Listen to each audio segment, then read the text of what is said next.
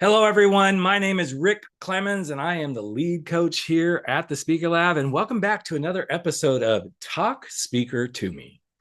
And today, what we're going to be talking about and what I want to share is something that's really near and dear to my heart. I love this subject matter so much. I enjoy teaching it. I enjoy learning more about it. I enjoy helping others do better with it. So you're scratching your head going, okay, Rick, we'll get on with it. What is it? It is stagecraft. And actually, in the few seconds that I've been talking to you, I've already used some techniques. I've used my hands. I've slowed my pace. I've used my voice. I've done lots of different things to help emphasize what I'm about to talk about. So let's talk about what is stagecraft, right? Well, here's what it isn't. It isn't about moving your hands and doing all these sort of things, although it can be. It isn't about using your voice to make things appealing by only using your voice to do things. And it's also not about doing your head back and forth.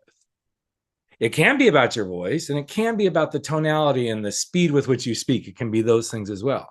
It can be about moving all over the stage to different spaces. I don't have a huge space here, but I'm going to kind of use my body throughout this as we talk. Because you see, stagecraft is about enhancing that experience for your audience. It's about creating that emotional connection between them and you that isn't going to be done just through the words that you speak. Yes, all of that is great. The words you're speaking, your content is amazing. But if it's just delivered as a talk where anybody could deliver it and anybody could say it and anybody could hear it and there's nothing more to it, then you're going to lose your audience. Do you notice how boring it was as I was doing that? Well, stagecraft is all about emotions, engaging the senses, using the stage, making your audience feel like they are part of the experience, getting up close and personal with them, creating some distance, opening your body, using different kind of stance and movements. It's also about sitting and standing very still to make a point. It is not about overacting. It is not about doing so much that the audience goes, oh my gosh, I'm worn out just watching this person. So I'm going to give you 3 tips today to kind of get you going on what you could do if you utilize stagecraft in the correct way. And there is no perfect way to do this, but there's lots of ways to practice it. And what I'm going to encourage is if you're going to start putting some of this into your talks, that you actually rehearse it the way that you want to do it on stage. Yes, we all know practice, practice, practice. But if you're going to elongate a word, I want you to practice saying elongate a word. Elongate a word so that it makes that perfect sense to do it in your talk. So the first thing we're going to discuss is the stage. What are you going to do with the stage? Well, I see the stage as a playground. Why did I just move like I did? Because I wanted to like redirect where the energy was. And if you notice, when I got up and I sat back down, I kind of pivoted another way. Now, I don't have a full stage that I'm playing with right here. But what I did is I started putting my attention over to that part of the auditorium or the audience or the theater I'm in. Now, if I was on stage, I probably would have walked to that side of the stage. That would be considered stage right. And these are things you're going to have to learn too, like what is stage right? What is stage left? What is center stage? What is upstage? What is downstage? I invite you to go learn those terms because you are going, trust me, you are going to get in those situations, especially at a big conference where they have a large stage, or you may actually be in a true theater where the tech crew and the people that are organizing the event, they may say, hey, could you come center stage, downstage left? Deer in the headlight moment, right? Go learn the terminology. But what do I want to talk about the stage? It's your playground. Use it. Use every bit of the stage. You can use it to create emphasis. You can use it to engage the audience. Like when I turn this way on camera, it was, I'm going for this audience here. So for those of you that are over here, we're going to call you our amazing innovators, okay? And then this section right here, this whole swath of people in the center, just because you're in the center doesn't make you the good kids, okay? But we're going to call you the creatives. We got the innovators, we got the creators, and then we're going to work over here with this group, and we're going to call you our thinkers. Now, I could have set that up better because I don't remember the left brain, right brain sort of stuff. But if you're talking about left brain, right brain, this part of the audience is our right brain. Okay. Now, what you got to remember is when you do something like that, they're looking at you and they're sitting in the audience. So your right is actually their left. So you might want to play with something like that to make sure it actually has the impact. Or you could even say, I'm not sure which one is which, but let's just pretend. Now, something you could do is you could actually turn around so that your back is to them and say, okay, everybody over here, you're my left brain people. Now, I'm not doing this on camera right now, but if my back was to you, that would make total sense. Everybody on the left here, you're my left brain people. Everybody on my right you're my right brain people. You turn back around. That's stagecraft right there. What did I just do in that moment? I really signified to them, hey, you're part of the game now. You're part of getting involved. So anytime I then say, okay, all my left brain people, I might hop around and go, yeah, all of you over here. And then I turn around real quick again. You're going to do this. Then I do the same thing when I do the right brain. Okay. These are moments of stagecraft that helps you make a point. But it all comes down to using the entire stage. From going backwards on the stage to going clear down to the front, to running over to the right or to the left, to using the stage to walk. Okay, we're going to talk about walking and pausing in my last point. So use the stage as your playground. In fact, there's something I teach in Stagecraft about kind of gridding out the stage. So when I'm doing one of my talks, stage right is where I always deliver the content about permission granted. Center stage is where I always talk about values and beliefs. And stage left is where I always talk about choosing to do things your way. Now, you may be going, okay, that's great, Rick, but what does that help you do? Well, it helps me remember if I ever lose track of what I'm doing, that if I need some muscle memory coming back really quickly, like, what's the next thing I'm supposed to do? I think it has something to do with permission granted. So I'm going to casually move to that area because my muscle and my mind and my conscious and subconscious thoughts are going to have memorized all that stuff that I do when I'm talking about permission granted. Okay. Use the stage and make it your playground. Okay. So the next thing, what is the next part of this?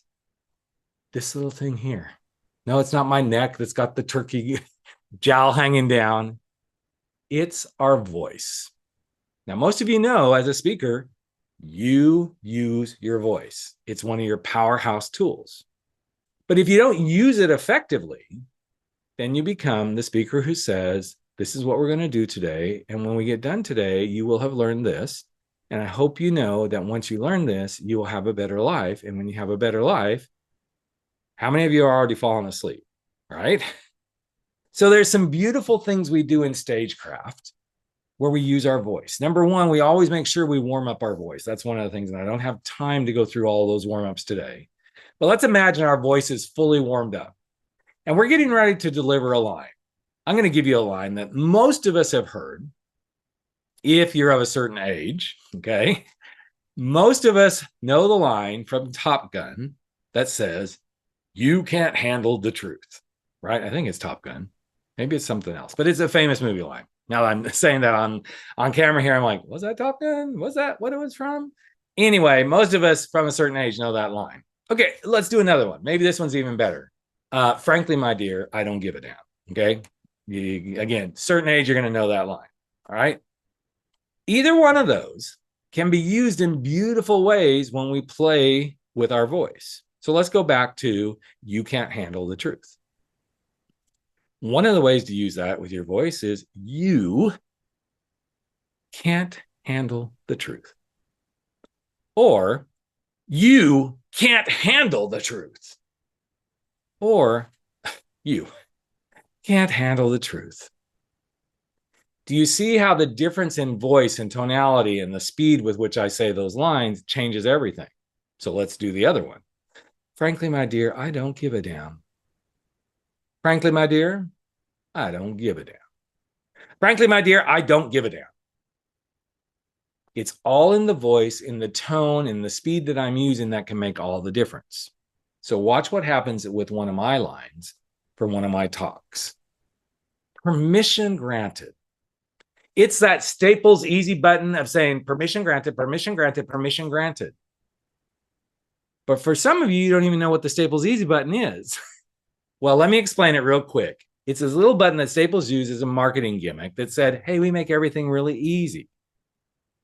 I want you to think about your own life. And if you had that Staples easy button, it's about this tall, about this big around, and it sits in the palm of your hand. It's a bright red button. But instead of it being the easy on the top, it says permission granted. What if you could hold that button in your life and every time you wanted to do something, you just pressed permission granted, permission granted, permission granted. Do you see how all the different ways I use my voice to make that happen will help the memory and the muscle memory of the audience member remember that point? In fact, when I get to the end of that talk, I bring it back full circle. And here's how it sounds. So for many of you here in the audience, you got different things you're trying to get done, things you've been wanting to do, ways of showing up in the world absolutely 100% as yourself. For some of you, you're going to really be thinking about, I really want to leave that job and go do something that's really passionate and purposeful to me. Permission granted. It's the easy button that you need to push. Now, then there's those of you here in the center of the audience. You're like, I really get all this. I've already given myself permission granted. You pushed that easy button and made it happen, but you're really struggling with the values and beliefs. So for you, if you're sitting in that cubicle, you're going, I do want to leave, this cubicle. I want to go do something with more passion and purpose. I'm going to invite you to dig into those values and beliefs. Remember, we talked about getting under the covers with them and really digging in. That may be your journey. And then there's this group over here, my people who are like, I just want to do it the way I want to do it. That's a different kind of permission granted and values, but they're going to really focus, really truly focus on choosing to do things their way. Because you see, they may be having some people in their world that are saying, no, you shouldn't do that. You can't do that. They may even have to walk away from some relationships that are pushing them down and telling them, just do what you're doing. You got a great job. You're making good money. But instead, they're going to choose to do it their way. So that's how I bring it all together at the end. Those are my 3 points. I didn't say, first I taught you this, second I taught you this, third I taught you this. Now, you could do it that way.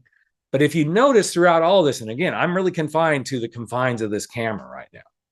But if you noticed, I used hand gestures, I used tonality, voice, pace of my words, all of that, even pausing and stopping. Which brings me to the third point. So what I've already talked about, let's kind of recap real quick before we go further. Using the stage, making it your playground. Have fun with that. And the stage can also mean like, here's the stage, but I'm also going to extend the stage down into the audience. My one point of caution, if you're going to do stuff down into the audience, make sure it is intentional and make sure you can get back out of the audience and back on stage without losing the audience. Okay. That doesn't mean you lost them like down some black hole. Oh, no, where did I go? They went out to the audience and now I can't find them. I'm not talking about that. I'm talking about if you go intentionally into the audience and you come back up on stage, make sure you know how to bring them right back up on stage with you. Something that ties them back to it. So that was the first thing, using the stage, making it your playground. Okay. Second thing was voice, voice, voice, voice, voice. There's all sorts of ways: cadence, tone, pitch, low, pitch, low. I'm not saying sing, but you get my point. All those things can be done with your voice. But the biggest mistake a lot, in fact, a huge amount of speakers make is this. Yes, I'm the wanderer. Ooh, I'm the wanderer. Okay. And you all probably are going, yeah, I've seen that speaker. Oh my goodness. They're here and then they're here. They're here and then they're over here. They never stop moving. And before you know it, you're either going, I can't pay attention because they've got me watching them move so much. And the more that Rick continues to move, the more I feel like I just want to go to sleep. You don't want to be doing that. You want to move with intention. So how do you learn to do that? Stop and pause. You stop and pause when you want to deliver a very critical line or piece to your talk. What you want to do is you want to move on words, kind of a theater term, move on the words, walk on the lines. You want to walk on the lines that you're not trying to get people to really understand or comprehend. You're making them your transition space. Now, does that mean you go through this whole transition and you walk all the way from over there to all the way over there to the stage? Could be. But if you do it really well, you're going to walk on words that helps your audience go, okay, I'm with you. And then you're going to stop, pause, and plant. Okay, stop, pause, plant. At least that's the way I like to say about it. So for instance, if I was talking about permission granted over there, stage right is my stage right, which on the camera is probably looking like your stage left. Let's just go there, make sure we get this. Stage right. And I'm saying it's, permission granted. It's one of the things we struggle with the most. But yet, one of the things I realized is that it takes more than permission granted to get us where we're going. Okay, that whole segment. But one of the things I realized, it takes more than permission granted to get us really where we want to go. Those are my walk on the words, walk on the line. Okay, because what I'm doing is I'm moving from stage right to center stage. So one of the things I realized with permission granted, I'm starting to walk on those words, is that it takes more than permission granted to really, truly achieve what we want. Okay, so now I'm center stage. Okay, let's take you through that one last time. One of the things I realized about permission granted is it takes more than permission granted to help us get and be who we want to be in the world, or get and do what we want to do, however I'm going to do that line. Okay, I do it in different ways depending on the audience. So now I'm here, get and be and do how we want to be in the world. I am now center stage. My body is wide open to deliver the next big lines. As I was stuck in the mud, 30 feet below the surface of the water, tree branches tangled around my arms, and I was gasping dirty river water into my lungs. I made this one promise to myself and to that higher power that if I could just survive and come out of this, I'd really look at my values and my beliefs and focus on what was important to me.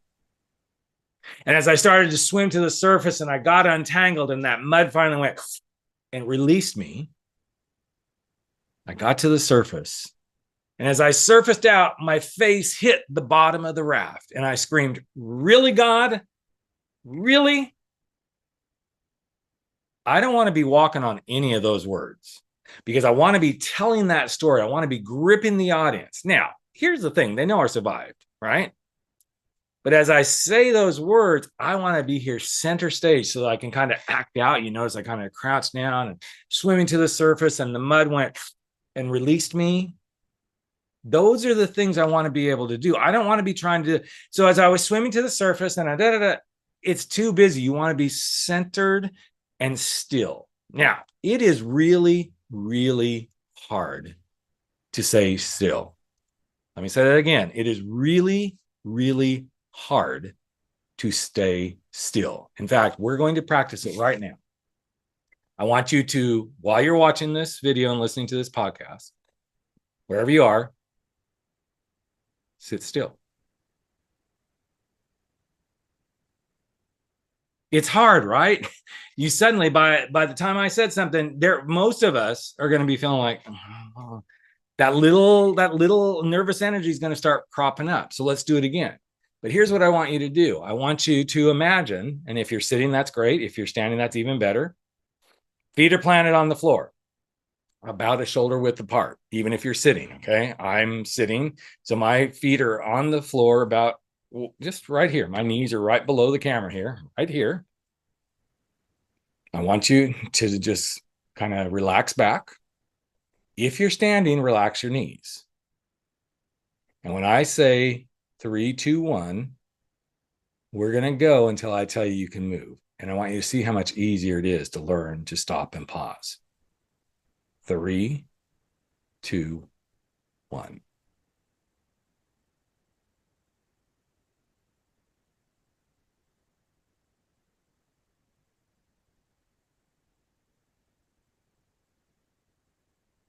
Do you know why I did all that? Because I taught you and prepared you how to stop and stand still. I asked you to unlock your knees, like just give it just a little bit of a bend, not like doing a squat. Although if you feel like you need to do some squats, great, but don't do that on the stage unless it's part of your stuff. Secondly, I helped you get really intentional. So when we do the walk on our words, when we come to that place, we're going to stop and pause. I want you to have a stance that really works for you. For some of us, it's going to be with our feet slightly pointed out. For some of us, it's going to be really straightforward. For some of us, it might be one foot slightly forward and the other one slightly back. I'm not going to recommend that one because when you start to unlock the knees, you could look a little weird. But you find, I want you to practice this. This is Stagecraft 101 for sure. Practice learning how to be stopped and paused and be still in the moment. This will be the greatest thing that you can learn as a speaker to do stagecraft, is to effectively be able to stand in your space on the stage. It's what we call stand and deliver.